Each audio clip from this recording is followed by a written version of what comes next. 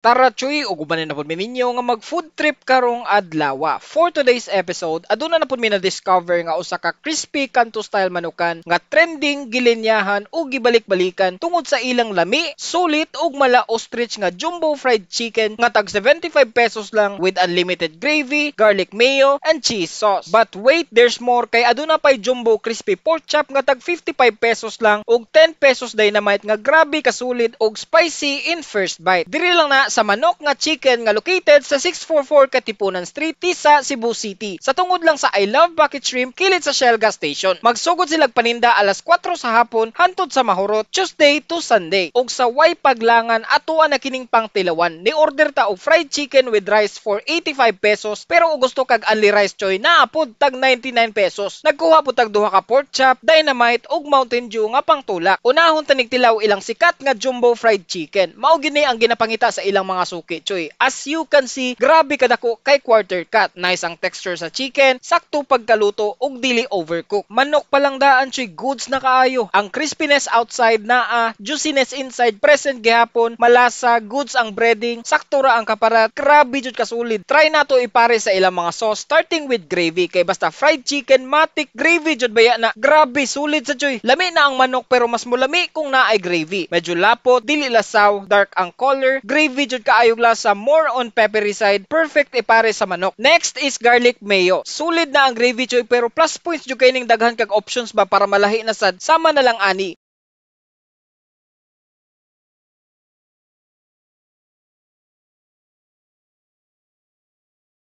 Creamy, medyo sour with garlic aroma, mura siyag parmesan sauce, pwede na jud kaayo alternative sa gravy. Aside pa gyud ana, aduna pay cheese flavor nga sauce. Grabe kadaghan sa options choy. Sharon naman lang gyud ug wa kay mauyonan. Cheesy kay flavor, cheesy ang color. Mura bitaw siya cheese whiz. Mura pug siya ba cheesy? Sorry. Next na pod kining crispy pork chop. 55 pesos lang ni choy ha, pero tan-awa astang dakua. Baga ang pork, fatty, pero dili ni tambok tanan choy, mas naglabi ang unod. Goods pagkaluto, golden brown, tender ang meat, dili salty, balance ra which is good and crunchy. Pwede po di i-only rice choy for only 75 pesos. Ang ilang dynamite choy sauce grabe ka spicy. Mura jud og mubuto ang imong baba sa kahang. Ang sipa sa spiciness and cheesiness overload nag-abot og grabe ka barato ha. Ang usa tag juice ra ay grabe ka sulit.